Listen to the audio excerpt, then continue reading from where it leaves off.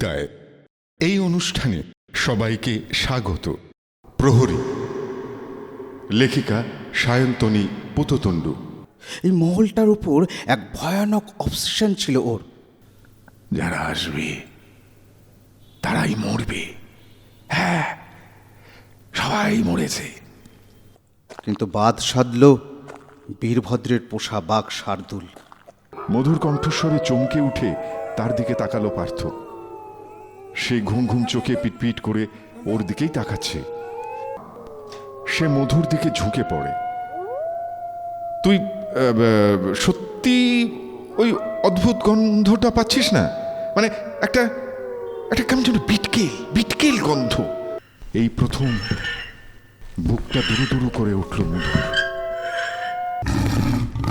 কোনো গন্ধে ঘর ভরে গেল। শার্দুল!